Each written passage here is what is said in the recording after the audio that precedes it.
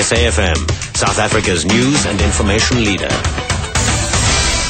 Your top stories this hour. Jacob Zuma pays tribute to the ANC's founding president, and Athens reclaims an ancient silver coin. Good afternoon. President Jacob Zuma says the ruling party's founding president, John Dube, taught South Africans the power of the media. Zuma was speaking at the Etienne Rousseau Theatre in Sasolburg in the Free State on the legacy of Dube. It's part of the ANC's mass mobilization campaign to capture the hearts and minds of South Africans by projecting the history of the organization. Zuma was tongue-in-cheek when he referred to the power of the media. Dr. Dube and his contemporaries taught us the power and importance of owning and running media products that will tell the stories of our people accurately and respectfully, reflecting the indigenous perspectives. Accurately, respectfully, reflecting the indigenous perspectives. A rhino has been killed and dehorned at a game farm near Mossel Bay in the Southern Cape. Police spokesperson Vish Naidu. Our SAPS members from the Gamaskop cluster were on patrol when they found the carcass of a rhino bull on a farm at the Bergsford near Hartenbos. It would appear that both the horns had been removed by those that have killed the bull. This was another of the many of these cases of rhino poaching that's taking place throughout the country. Meanwhile, a man has been arrested in Pretoria for the alleged illegal possession of rhino horns.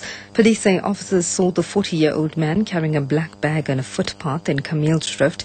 He started walking faster as he neared a police car which was driving along the road, then ran past it into the bushes. An officer gave chase and the man then took out something from the bag and threw it aside while running away. After he was arrested, the policeman found the black plastic bag allegedly containing 3 rhino horns. A torch and a cell phone were also seized. Firefighters are still battling to prevent a fire in the Langeberg Mountains near Swellendam from reaching nearby farming communities. The fire, which broke out on Thursday on small holdings near the Marlath Nature Reserve, has been raging for the past 6 days. More than 2,000 hectares of mainly mountain vegetation and plantation have been destroyed. Overberg Fire Chief Reynard Keldenhuys says intense heat is hampering their efforts. We've had limited success during the night, and we've still got lines high up in the mountain and lines coming down onto the farms now. We have deployed ground teams on the farms and working closely with the farming community trying to prevent it from getting onto the farmlands. Meanwhile, the Cape Town Weather Office predicts that the current heat wave across parts of the Western Cape is expected to subside by the end of the week. Temperatures at Oudtshoorn are hovering above 40 degrees Celsius, while the West Coast and Karoo are also experiencing high temperatures. Weather forecaster Rian Smith. The current heatwave conditions we're experiencing over basically the greater part of the Western Cape, including the West Coast District, Cape Winelands, Cape Metropole, the Oeverberg region, the Breede River Valley, and the Karoo areas at this stage will persist until Thursday. During Friday, we're expecting cooler conditions to set in. The Eastern Cape is experiencing another sweltering day, with the discomfort index rising to around 100 or higher in large parts of the province.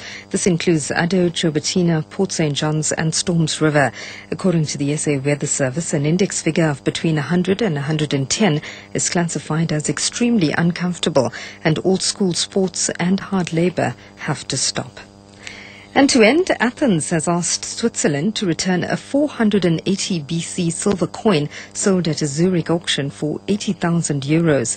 The silver coin, showing a soldier and a horse on one side and bearing a royal seal on the other, was put on sale in 2009, and Greek police were alerted by an anonymous letter. The coin passed through several hands, notably offshore companies, before landing up in Zurich. A Geneva-based art dealer who has been convicted for handling smuggled antiques in the past is suspected to have been involved. Greece and Italy have recently stepped up a drive to retrieve smuggled antiques from overseas and foreign museums. A recap of your top story this hour. President Jacob Zuma says the ruling party's founding president, John Dube, taught South Africans the power of the media.